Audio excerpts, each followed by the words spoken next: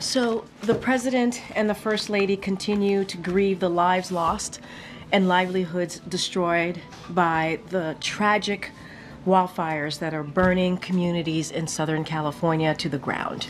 Before I hand it over to FEMA Administrator Dean Criswell, who has been on the ground in California and will provide further details on the federal response, I wanted to take a moment to remind everyone in this room and who's watching at home that this is not about politics.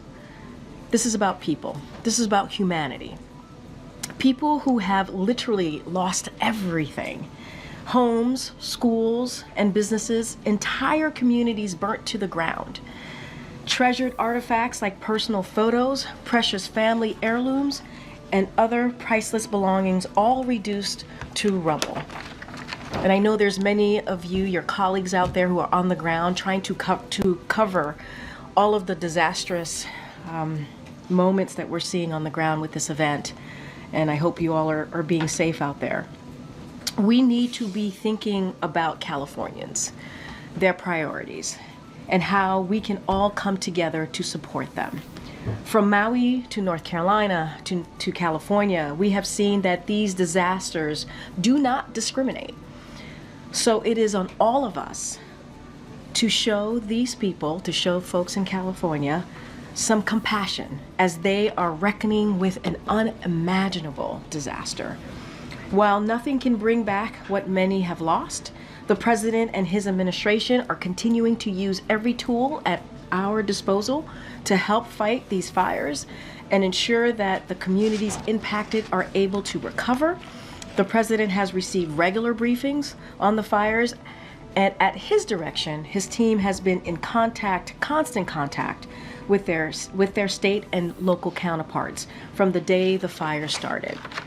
Just last night, he spoke separately with Governor Newsom, Senator Schiff, Congressman Sherman and Lieu, Mayor Bass, and LA County Supervisor Solis and Barger to discuss the latest updates on the wildfires across Los Angeles.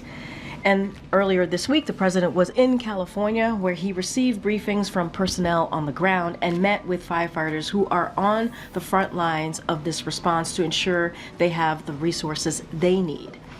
As soon as the fires broke out, FEMA approved fire management assistance grants to reimburse California for firefighting costs, and the President immediately approved the state's request for a major disaster declaration for California, allowing impacted communities and survivors to immediately access funds and resources to jumpstart their recovery.